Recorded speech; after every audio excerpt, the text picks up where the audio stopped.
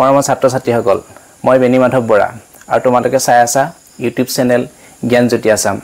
আজি মই আগন্তুক হাইস্কুল শিক্ষান্ত পৰীক্ষাত অৱতীৰ্ণ হ'বলগীয়া ছাত্ৰ-ছাত্ৰীসকলৰ বাবে বহুপদ আৰু বাস্তৱ সংখ্যাৰ ওপৰত কিছুমান বহুবিকল্পী প্ৰশ্ন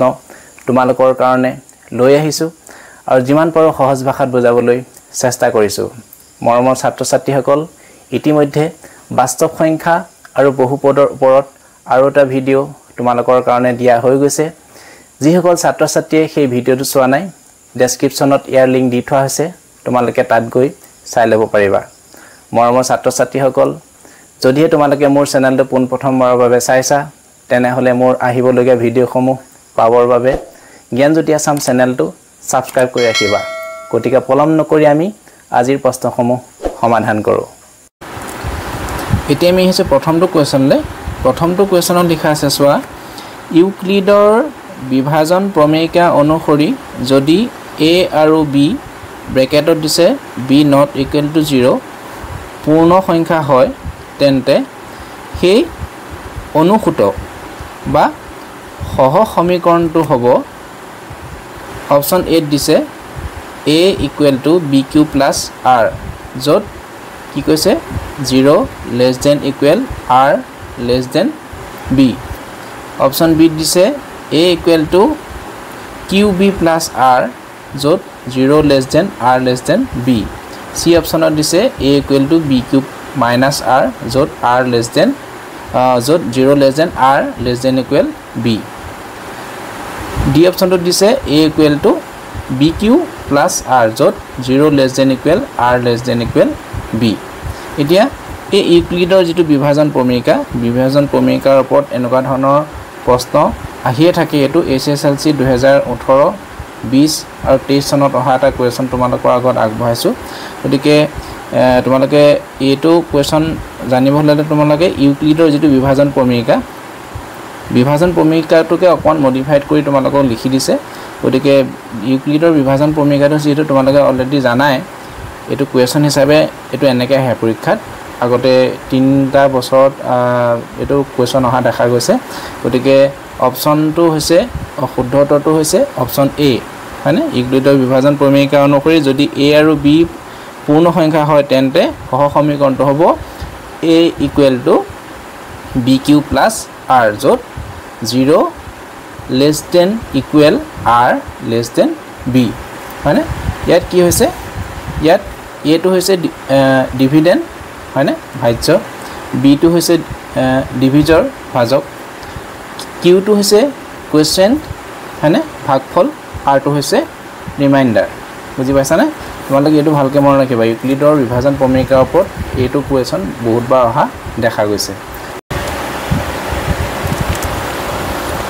এতিয়া আমি আহিছো 2 নম্বৰটো কোৱেশ্যনলে 2 নম্বৰটো কোৱেশ্যন লিখা আছে চোৱা ইউক্লিডৰ বিভাজন প্ৰমেয়িকা ব্যৱহাৰ কৰি 96 আৰু 36 ৰ HCF কিমান উলিওৱা অপচন A দিয়া আছে 6 অপচন B দিয়া আছে 12 আৰু C দিয়া আছে 18 D দিয়া আছে 24 এটো SSLC 21 আৰু 23 চনত এটা অহা এটা কোৱেশ্যন গতিকে তোমালোকে 96 আৰু 36 ৰ গসাগু কেনেকৈ উলিয়াবা ইউক্লিডৰ বিভাজন প্ৰমেয়িকা প্ৰয়োগ কৰি এটো তোমালোকক আজি মই দেখাই দিম গতিকে তোমালোকে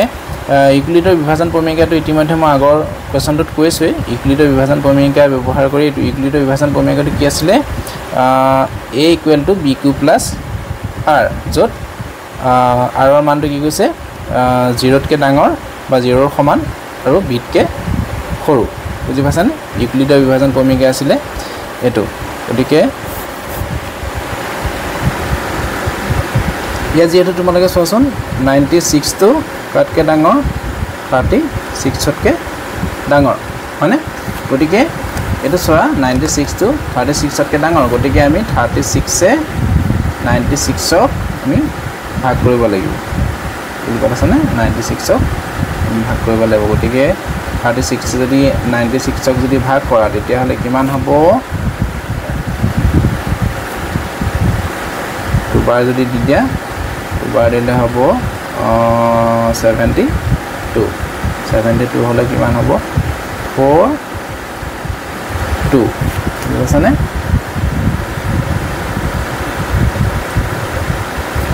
এতিয়া আমি 96 টো কেনেকৈ লিখিব পাৰোঁ ইউক্লিডৰ বিভাজন প্ৰমেয় মতে 36 into 2 plus কিমান 24 হয়নে গতিকে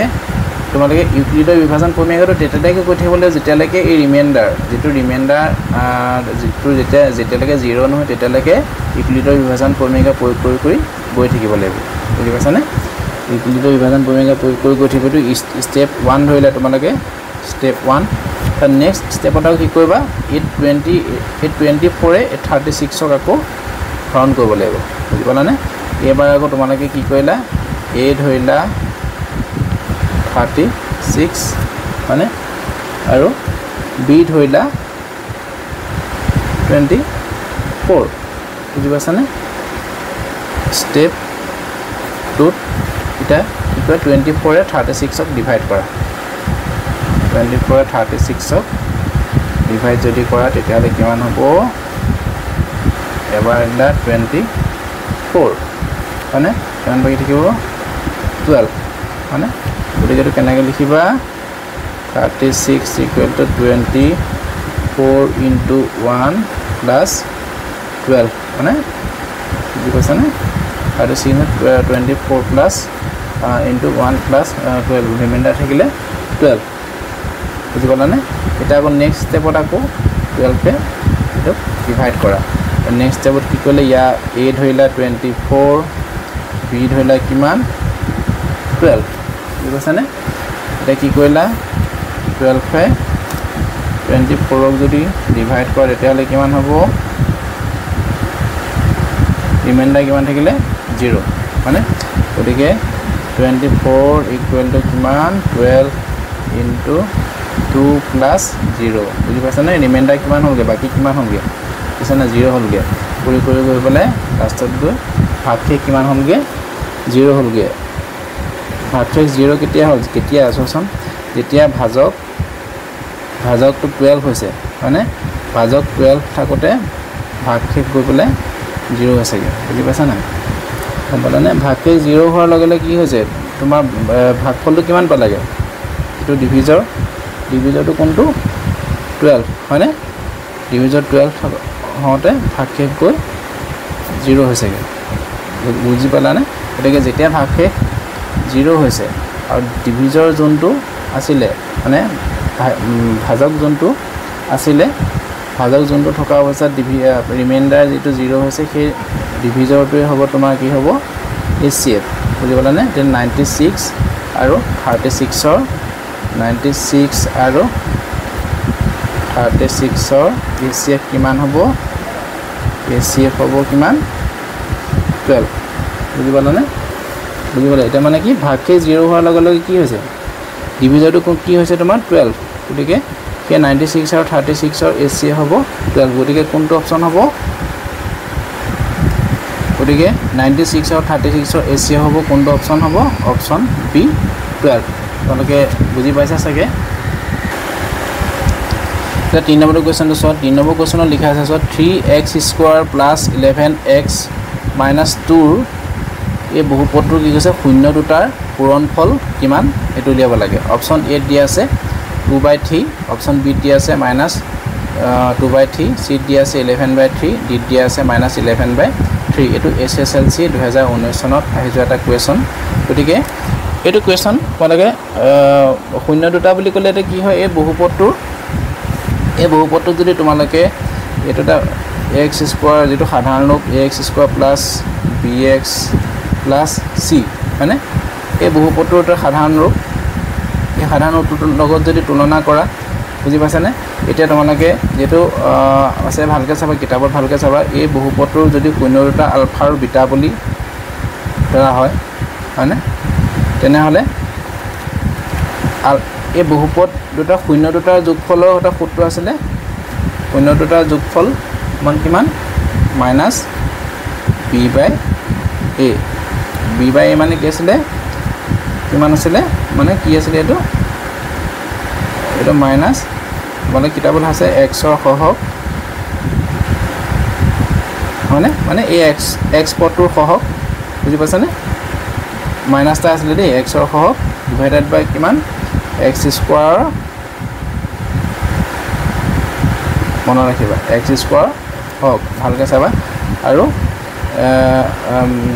শূন্য দুটাৰ পূৰণফলৰ সূত্ৰটো আছিলে চি বাই এ মানে কি আছিলে এইটো ধ্ৰুৱক পদ মানে এইটো ধ্ৰুৱক পদ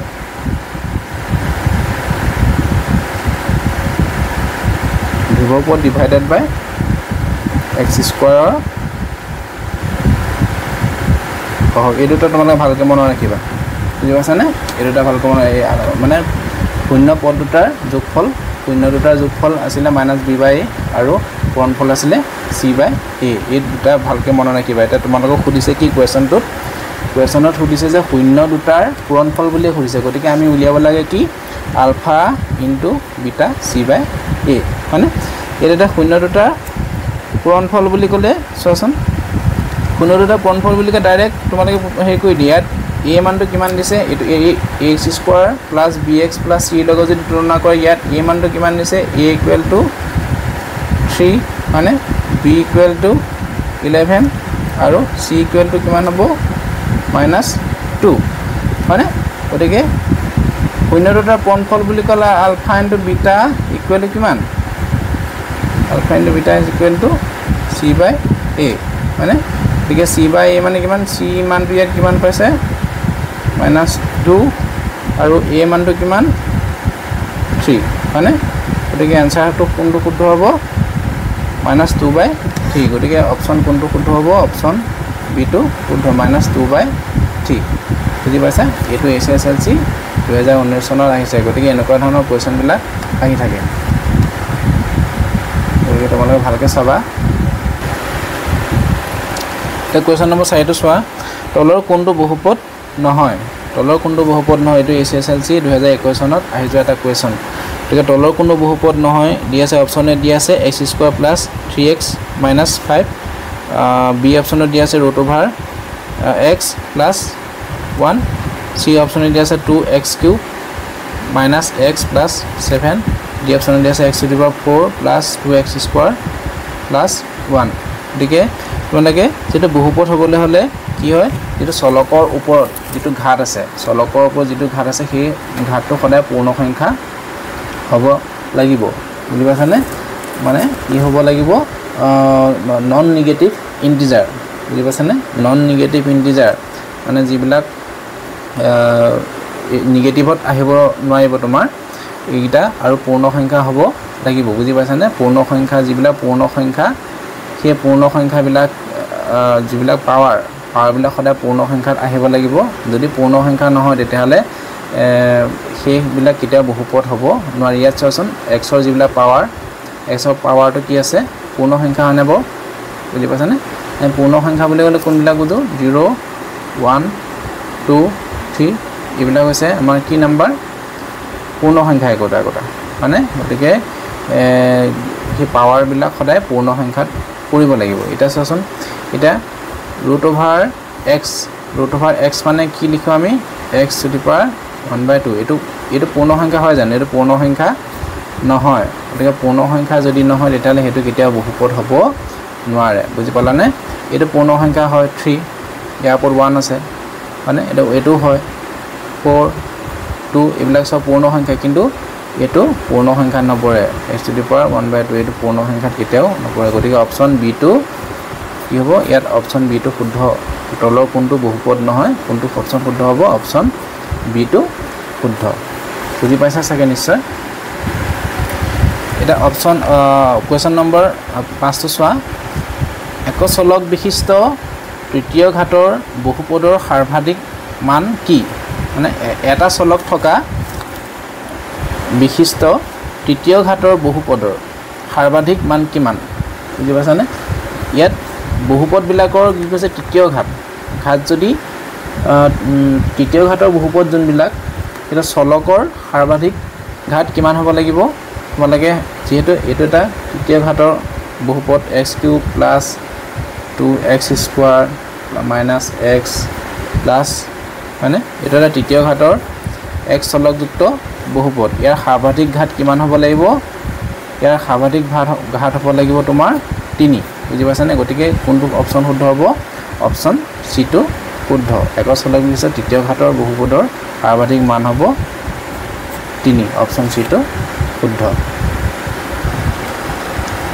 এটা কোৱেশ্চন নম্বৰ 6 টো চোৱা কোৱেশ্চন নম্বৰ 6 টো লিখা আছে px হয়নে এটা বহুপদ দি আছে px = x² + 5x + 6 বহুপদৰ শূন্য কেইটা কি বুজি পাইছানে px = x²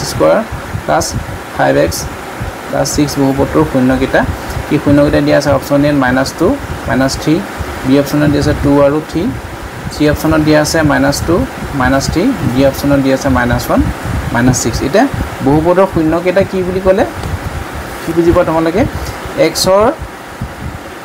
কোন কেইটা মানৰ বাবে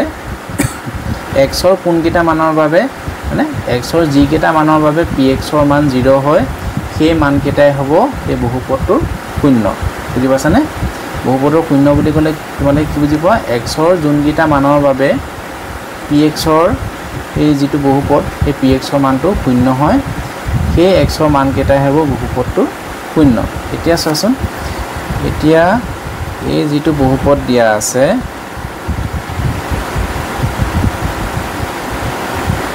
বুজি পাছানে এই বহুপদ কেইটা কি কৰিম আমি এটা px ৰ মানটো যেহেতু শূন্য হ'ব লাগিব আমি শূন্য ধৰি ললো মানে আমি যেহেতু px ৰ মান কেইটা শূন্য হ'ব লাগিব px ৰ মানটো শূন্য হ'ব লাগিব x ৰ কোন কেইটা মানৰ বাবে px ৰ মান শূন্য হ'ব মানে গতিকে আমি সেই x ৰ মান কেইটা উলিয়াম ইয়াৰ পৰা এটো শূন্য ধৰি px টো শূন্য ধৰি আমি x ৰ মান কেইটা উলিয়াম বুজি পাছানে এতিয়া আমি এটো ফ্যাক্টৰাইজ কৰি দিলে হৈ গ'ল বুজি পাছানে এটো ফ্যাক্টৰাইজ কৰি দিলে কিমান হ'ব 6 টো আমি কেনেকৈ লিখিম 3 দুগুণ 6 5 টো তে কেনেকৈ লিখিম 3 + 2 মানে গতিকে x² + 3 + 2 x + 6 = 0 এতিয়া square plus 3x plus 2x plus 6 = 0 এতিয়া x কমন লোৱা x plus 3 plus 2 কমন লোৱা x plus 3 = 0 এতিয়া এই দুটাৰ পৰা এটা কমন লোৱা x plus 3 মানে x plus 3 থাকিলে কিমান ইয়াত থাকিলে x plus 2 বুজি পাছানে এই দুটাৰ পৰা এটো কমন ললো ইয়াত থাকিলে x আৰু ইয়াত থাকিলে 2 = 0 মানে এতিয়া কিমান হ'ল x plus 3 = 0 x plus 2 = 0 গতিকে x = কিমান হ'ব -3 আৰু x = -2 মানে গতিকে এইকেইটাই হ'ব শূন্য বুজি পাছানে এতিয়া x ৰ জায়গা যদি -3 বহাও তেতিয়ালে 0 হ'ব ইয়াত যদি তুমি -3 বহালে তোমালে বহাই চাব পাৰা গতিকে এইকেইটা -3 বহালে 0 হ'ব -2 বহালে 0 হ'ব গতিকে এইকেইটাই হ'ব শূন্য বুজি পাছানে বহুপদৰ শূন্য কেইটা হ'ব কোনকেইটা হ'ব -3 আৰু -2 কোনটো অপচনত আছে এইটো অপচন সি গতিকে অপচন কি হ'ব সি টো শুদ্ধ হ'ব গতিকে শূন্য কেইটা হ'ব -2 আৰু -3 7 নম্বৰ কোৱেশ্চন কৈছে যদি বহুপদ এটাৰ শূন্য দুটা কমে -2 আৰু 3 হয় তেন্তে বহুপদটো কি হ'ব অপচন এ দিছে x + 2 * x + 3 x - 2 * x + 3 সি অপচনত দিয়া আছে x² + x - 6 ডি অপচনত দিয়া আছে x² - x - 6 এটা চাচোন বহুপদৰ শূন্য দুটা কমে -2 আৰু -3 দিছে গতিকে আমি কেনেকৈ লিখিব পাৰো শূন্য দুটা x + 2 এটো শূন্য দুটা -2 হলে এটা আমি এনেকৈ লিখিব লাগিব x প্লাস মাইনাস থাকিলে প্লাস দি লিখিব লাগিব বুজি পাছানে আৰু প্লাস থাকিলে কি লিখিব লাগিব x - 3 দি লিখিব লাগিব বুজি পাছানে x মাইনাস থাকিলে প্লাস দি লিখিব লাগিব আৰু প্লাস থাকিলে মাইনাস দি লিখিব লাগিব এটা চোৱাচোন ইয়াত এইগিটা এটা আছে না ইয়াত নাই মানে এটোটা নহয় দেখোন প্ৰথম অপচনটো নহয় সেকেন্ড অপচনটো নহয় বুজি পাছানে এটা এটো আমি কৰি চাম ফোন কৰি চাম x * x - 3 plus 2 into x minus 3 মানে এটা কি হইলে কিমান হ'ব x square 3x plus 2x minus 6 মানে এটা কিমান হ'ব x square minus 3x plus 2x গতি কিমান হ'ব minus x মানে minus 6 মানে হ'ব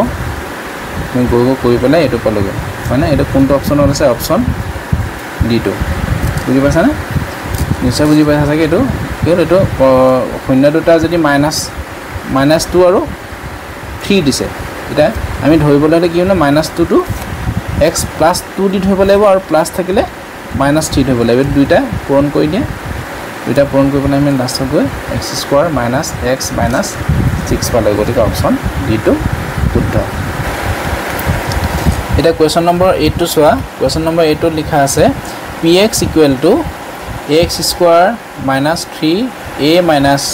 1x - 1 বহুপদ ৰাশিটোৰ এটা শূন্য যদি 1 হয় তেন্তে এৰ মান কিমান হ'ব অপচন এ দিয়া আছে 1 অপচন বি দিয়া আছে -1 সি দিয়া আছে 2 আৰু ডি দিয়া আছে -2 তো এছএছএলসি 15 আৰু 21 দুটা বছৰত আহি যোৱা এটা কোৱেশ্চন গতিকে এই বহুপদটোৰ যেটো বহুপদ দিছে এই বহুপদ ৰাশিটোৰ এটা শূন্য 1 বুলি কৈছে এটা শূন্য 1 হলে কি বুলি কৈছে এৰ মান কিমান উলিয়াব লাগে মানে শূন্য যেতিয়া 1 বুলি কৈছে এৰ মান কিমান উলিয়াব লাগে বুজি পাছানে গতিকে আমি কি কৰিম এই গোটেই বহুপদটো লিখি লৈছো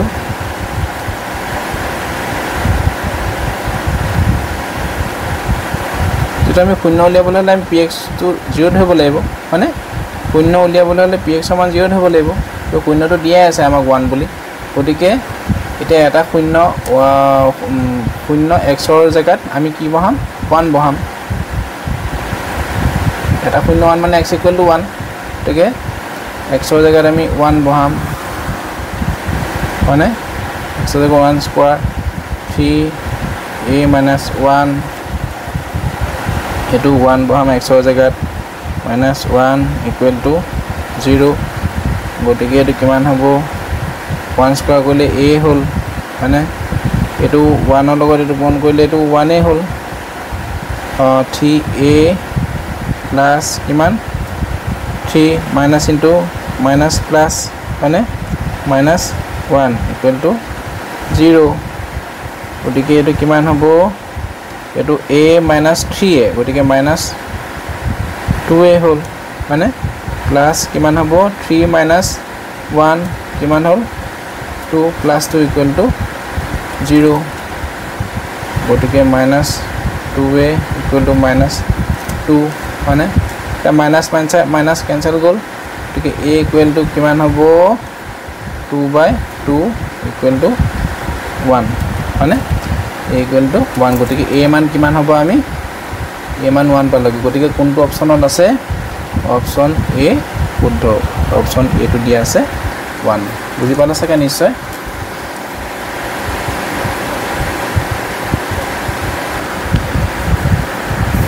এটা কোৱেশ্চন নম্বৰ 9 টো চোৱা তলৰ কোনটো নিৰৱধি পৌনাপনিক দশমিক বিস্তৃতি বুজি পাইছানে তলৰ কোনটো নিৰৱধি পৌনাপনিক দশমিক বিস্তৃতি অপচন এ দিয়া আছে 3/8 অপচন বি দিয়া আছে 7/80 সি দিয়া আছে 64/455 আৰু ডি অপচনত দিয়া আছে 124/625 তাৰপিছত ইয়াত থকা প্ৰতিটো অপচনে কেনেকৈ কি ৰূপত দিয়া আছে বাৰু p/ প্ৰতিটো এটা বাস্তৱ সংখ্যা প্ৰতিটো বাস্তৱ সংখ্যা আমাৰ p/qr হিট দিয়া আছে এতিয়া এনেকুৱা ধৰণৰ যিবিলাক সংখ্যা এই সংখ্যাবিলাকৰ দশমিক বিস্তৃতি তোমালোকে এতিয়া কেনেকৈ উলিয়াবা নিৰৱধি পৌনাপনি এটা দশমিক বিস্তৃতি যদি তোমালোকে হৰণ কৰি চোৱা প্ৰতিটোকে যদি হৰণ কৰি চোৱা এটা বহুত দীঘলীয়া প্ৰচেছ হ'ব এনে যদি হৰণ কৰি চোৱা তাৰ দশমিক বিস্তৃতি উলিয়াবলৈ বহুত জটিল হৈ যাব গতিকে এটা শৰ্টকাট মেথড তোমালোকক শিকাই দিছোঁ এটা চোৱাচোন এটো তোমালোকে প্ৰতিটো এটা পৰিমেয় সংখ্যা মানে প্ৰতিটো পৰিমেয় সংখ্যা p/q আহি মানে এটা তোমালোকে এটা q এটা যেটো q মানে যেটো হৰ মানে এইটো কিউব তোমালোকে এনেকুৱা এটা আৰ্হিত প্ৰকাশ কৰিবা যিটো নেকি 2 আৰু 5ৰ পূৰণফল হিচাপে প্ৰকাশ কৰিব পাৰা বুজি পাইছানে নহয় কেৱল 2 পূৰণফল হিচাপে প্ৰকাশ কৰিব পাৰা নহয় 5ৰ পূৰণফল হিচাপে প্ৰকাশ কৰিব পাৰা মানে কি কৈছে এটা চোৱাচোন এতিয়া 3/8টো ইয়াৰ দশমিক বিস্তৃতি কি সেইটো আমি উলিয়াবলৈ হ'লে যদি ইয়াক আমি ইয়াৰ উৎপাদক বিশ্লেষণ কৰি চোৱা ইয়াৰ উৎপাদক বিশ্লেষণ যদি কৰোঁ মৌলিক উৎপাদক বিশ্লেষণ কৰিলে প্ৰথমতে 2 দিলা 2 4 গুণ 8 মানে 2 2 গুণ 4 আৰু যাবনে নাযায় এতিয়া 8ক আমি কেনেকৈ লিখিব পাৰোঁ 2 × 2 × 2 মানে বুজি পাইছানে যদি যিটো কিউব আমি হয় 2 পূৰণফল হিচাপে প্ৰকাশ কৰিবা নহয় 5ৰ পূৰণফল হিচাপে প্ৰকাশ কৰিবা নহয় 2 আৰু 5ৰ পূৰণফল হিচাপে যদি 2 ভাগে যদি প্ৰকাশ কৰিব পাৰা তেতিয়াহ'লে সেইটো কি হ'ব তাৰ দশমিক বিস্তৃতিটো হ'ব পৰিসমাপ্ত বা সাৱধি বুজি পালানে এতিয়া চোৱাচোন 8ক আমি কেনেকৈ প্ৰকাশ কৰিলে 2 × 2 এতিয়া 8ক চোৱা 8ক ইয়াৰ দশমিক বিস্তৃতি কি হ'ব ইয়াৰ দশমিক বিস্তৃতি কিন্তু পৰিসমাপ্তহে হ'ব বুজি পাইছা ইয়াক 2 আৰু অকল 2 পূৰণফল হিচাপে আমি প্ৰকাশ কৰিব পাৰিছোঁ বুজি পাইছা এতিয়া 80টো চোৱা 80ক আমি কেনেকৈ প্ৰকাশ কৰিব পাৰিম 80ক 240 2 × 80 2 × 10 20 5 × 10 এতিয়া 80ক আমি কেনেকৈ প্ৰকাশ কৰোঁ 2 × 2 × 2 × 2 × 5 80ক কেনেকৈ প্ৰকাশ কৰিছোঁ 2 আৰু 5ৰ পূৰণফল হিচাপে আমি প্ৰকাশ কৰিব পাৰিছোঁ বুজি পাইছানে 2 আৰু 5ৰ পূৰণফল হিচাপে আমি প্ৰকাশ কৰিলে সেইটো হ'ব কি ইয়াৰ দশমিক বিস্তৃতি হ'ব পৰিসমাপ্ত বা সাৱধি সেইটো কিন্তু নিৰৱধি পৌনাপনিক বুলি ক'ব নোৱাৰি বুজি পালানে এইটোকো নিৰৱধি পৌনাপনিক বুলি ক'ব নোৱাৰি এতিয়া তোমালোকে 45টো চোৱা 455টো চোৱা 455কো যদি তোমালোকে মৌলিক উৎপাদক বিশ্লেষণ কৰা মৌলিক উৎপাদক বিশ্লেষণ কৰিবলৈ হ'লে 2টো নাযায় 3ও নাযায় ডাইৰেক্ট 5 যাব হয়নে 5 × 45 হয়নে 5 × 5 হয়নে কিমান 5 × 45 5 × 5 তাৰপিছত আকৌ কিহে যাব 7 × 7 7 3 × 21 হয়নে 455ৰ উৎপাদক কি হ'ব 5 × 7 × 13 হয়নে ইয়াৰ কি হৈছে 5ৰ উপৰিও আৰু উৎপাদক কি আছে 7 আৰু 13 গতিকে এইটো কি হ'ব এইটো নিৰৱধি পৌনাপনিক হ'ব যিবিলাক সংখ্যাৰ মৌলিক উৎপাদক বিশ্লেষণ কৰিলে 5 হয়নে হয় 5 থাকিব লাগিব উৎপাদক নহয় 2 থাকিব লাগিব নহয় 5 আৰু 2 উৎপাদক থাকিব লাগিব এই দুটাৰ উপৰিও যদি 5 আৰু 2ৰ উপৰিও যদি বেলেগ উৎপাদক যদি থাকে তেতিয়াহ'লে সেইটো আমি কি বুলি গণ্য কৰিম নিৰৱধি পৌনাপনিক বুলি গণ্য কৰিম তাৰ দশমিক বিস্তৃতি কি বুলি গণ্য কৰিম নিৰৱধি পৌনাপনিক বুলি গণ্য কৰিম ইয়াৰ উৎপাদক কি আছে 5 × 7 × 13 হয়নে গতিকে ইয়াৰ দশমিক বিস্তৃতিটো আমি নিৰৱধি পৌনাপনিক বুলি গণ্য কৰিম এতিয়া তোমালোকে চোৱা 625টো আমি মৌলিক উৎপাদক বিশ্লেষণ কৰিলে কি হ'ব 625টো 5 যদি কৰোঁ 5 × 5 8 × 10 5 5 × 25 হয়নে 5 × 10 5 5 × 25 5 5 × 25 হয়নে ইয়াৰ উৎপাদক কি আছে অকল 5 × 5 × 5 × 5 ইয়াত বেলেগ উৎপাদক আছে জানো নাই মানে গতিকে ইয়াৰ দশমিক বিস্তৃতি কি হ'ব পৰিসমাপ্ত হ'ব হয়নে পৰিসমাপ্ত বা সাৱধি ইয়াৰ উৎপাদক কি আছে 2 2 2 2 18 উৎপাদক আছে এইকেইটা 8ৰ উৎপাদক আছে এইকেইটা গতিকে গোটেই তিনিটাৰ কি হ'ব দশমিক বিস্তৃতি হ'ব পৰিসমাপ্ত বা সাৱধি আৰু কিন্তু 455ৰ উৎপাদক 5ৰ উপৰিও 7 আৰু 13 আছে মানে গতিকে ইয়াৰ দশমিক বিস্তৃতি কি হ'ব নিৰৱধি পৌনাপনিক বুজি পাইছানে ঠিক তেনেকৈ এই কুৱেশ্যনটো চোৱা এই কুৱেশ্যনটো কুৱেশ্যন নম্বৰ 10ৰ তলৰ কোনটো দশমিক বিস্তৃতি পৰিসমাপ্ত বা সাৱধি হয়নে তলৰ কোনটো দশমিক বিস্তৃতি পৰিসমাপ্ত বা সাৱধি এতিয়া ইয়াত চোৱাচোন ইয়াত পুৰিটো p by q আকাৰৰ মানে ইয়াত q টো আমি কেনেকৈ লিখিব ইয়াত প্ৰথমটো আছে ইমান ইয়াত প্ৰথমটো 15 by মানে ইয়াত q2 হৈছে ইমান ইয়াক আমি কিহে কৰিব পাৰোঁ উৎপাদক মৌলিক উৎপাদক বিশ্লেষণ যদি কৰোঁ কিমান হ'ব 2 ৰে কৰিলে 800 হয়নে আকৌ 2 ৰে কৰিলে 400 2 ৰে কৰিলে 200 হয়নে 2 ৰে কৰিলে 100 2 ৰে কৰিলে 50 হয়নে আকৌ 5 ৰে কৰিলে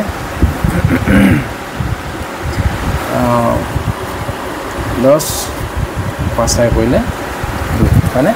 এই গোটেইকেইটা উৎপাদককেইটা কোনকেইটা 2 পূৰণ 2 পূৰণ 2 পূৰণ কেইটা 1 2 3 4 5 হয়নে 1 2 3 4 5 হয়নে আৰু এটা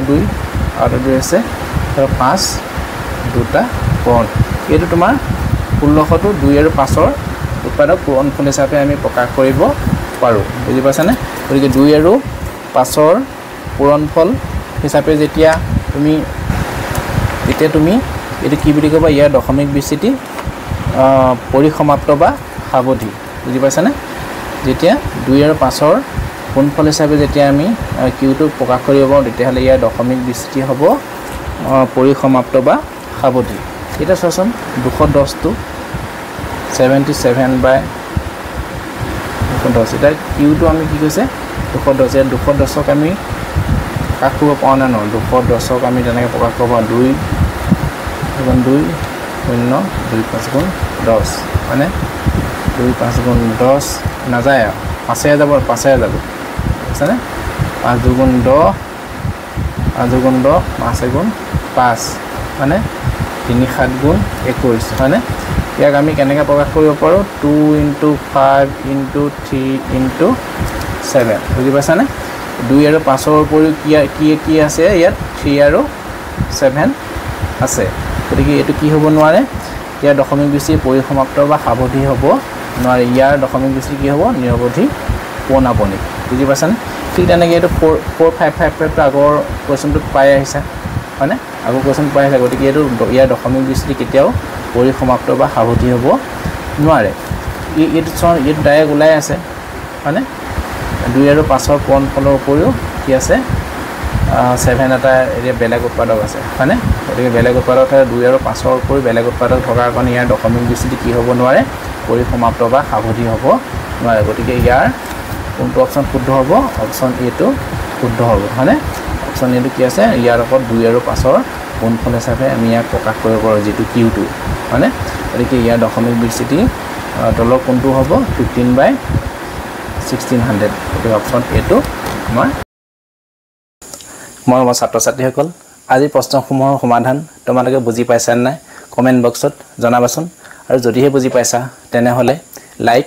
শ্বেয়াৰ আৰু চেনেলটো ছাবস্ক্ৰাইব কৰিবলৈ নাপাহৰিবা ধন্যবাদ